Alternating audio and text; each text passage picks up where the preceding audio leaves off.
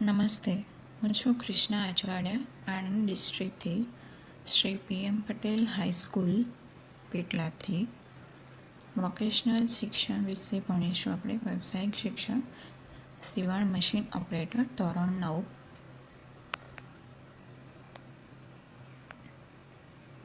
આજનો આપણો ટોપિક છે માર્કિંગના સાધનો અને તેના ઉપયોગો.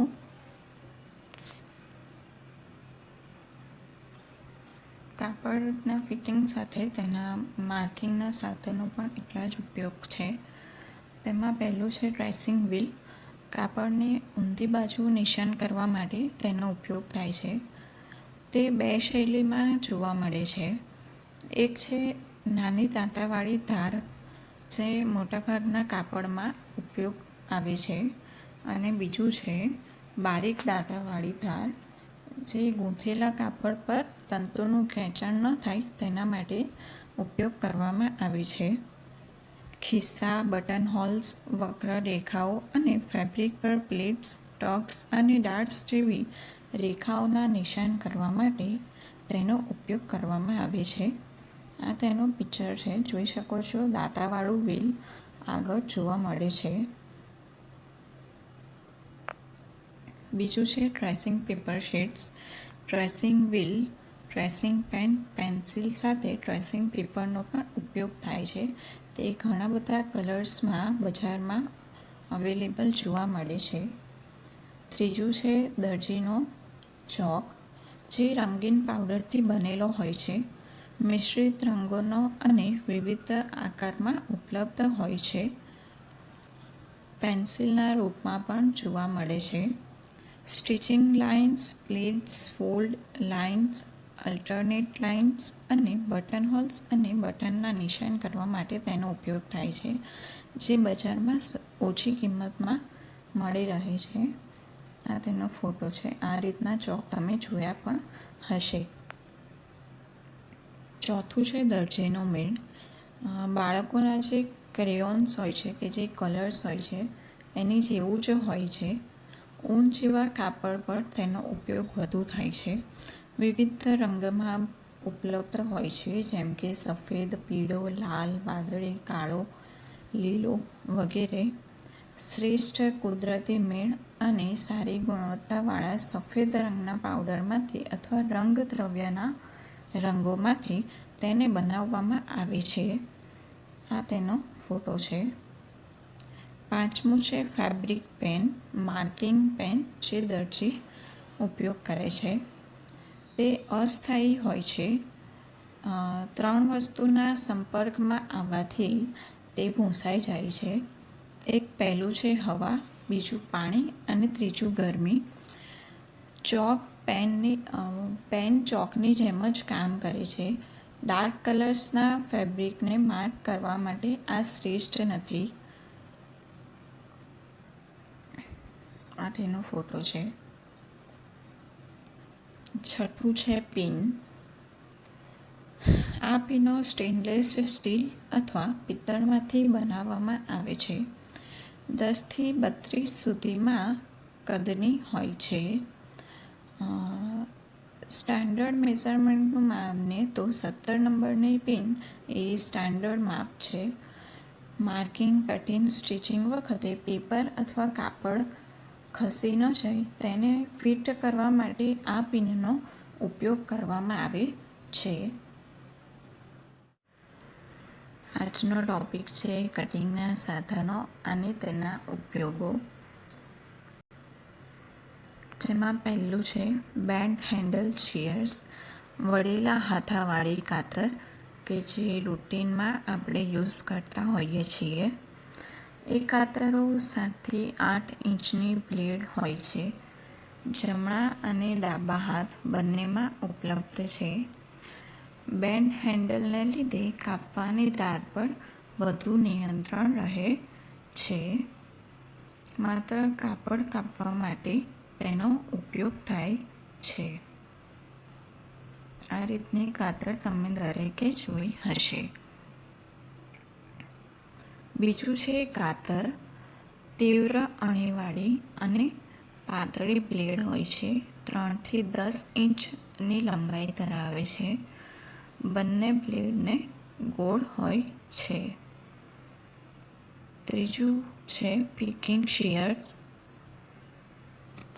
આ કતરો 9 થી 10 ઇંચની લંબાઈ ધરાવે છે.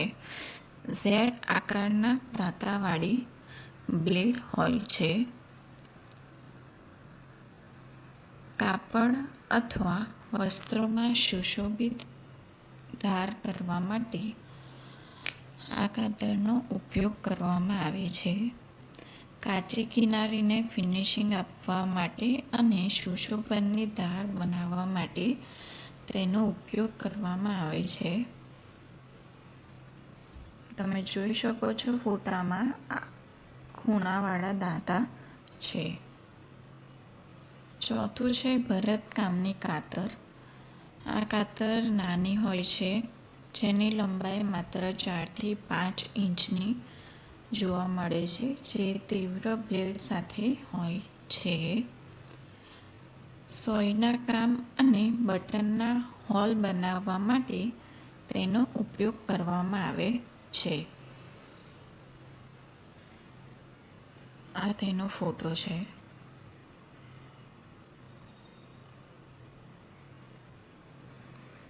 5 નંબર છે બટન હોલ કાતર. દાંતાવાળી બ્લેડ હોય છે. એકસાથે ઘણા બધા બટન હોલ બનાવવા માટે તેનો ઉપયોગ થાય છે. કાતરમાં બોલ્ટ અને નટ ફિટ કરેલા હોય છે, જેના દ્વારા 1.5 ઇંચની લંબાઈ સુધીના હોલ સેટ કરીને હોલ બનાવવામાં આવે છે. આ ફોટોમાં જોઈ શકો છો નટ બોલ્ટ તમને જોવા મળે છે. છઠ્ઠું છે ઇલેક્ટ્રોનિક કાતર.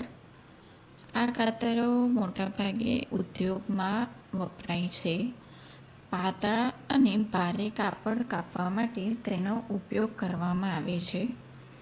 કાતરમાં સેલવાળી બેટરી ફિટ કરેલી હોય છે. તેમાં બટન આપેલું હોય છે. એ બટન દબાવવાથી કાતર ગતિમાં આવે છે.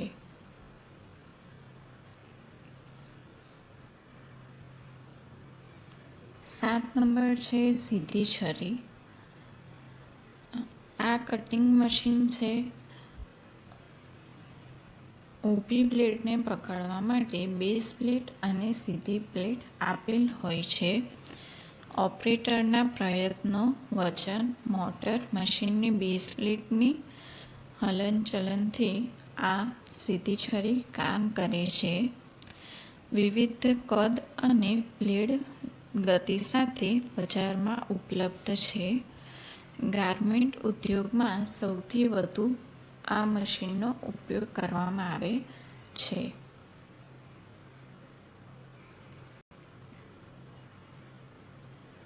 8 નંબર છે રાઉન્ડ છરી. બ્લેડને દિશામાન કરવા માટે હેન્ડલ સાથે ઇલેક્ટ્રિક મોટર અને બેઝ પ્લેટ હોય છે. કાપડ કારખાનામાં કાપડ કાપવા માટે આનો ઉપયોગ કરવામાં આવે છે. કેટલાક વિશિષ્ટ હેતુ માટે આનો ઉપયોગ થાય છે. નરમ વળાંક લાઇન કટિંગ માટે ખૂબ જ યોગ્ય છે.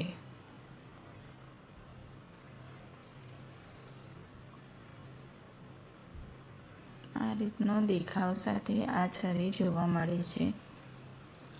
9 નંબર છે સીમ રિપર સ્ટીચ ઓપનર, જેનું બીજું નામ છે.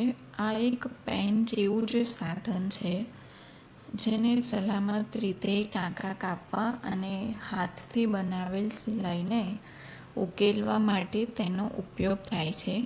સિલાઈને કાપવા તથા ખોલવા માટે આ મશીન શ્રેષ્ઠ છે.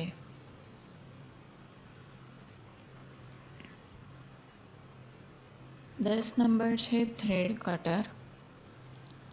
આ પણ એક સરળ સ્પ્રિંગવાળું સાધન છે. કાપડના વધારાના દોરા કાપવા અને સાંધાને ચીરવા માટે આનો ઉપયોગ થાય છે. આ તેનો ફોટો છે. Thank you.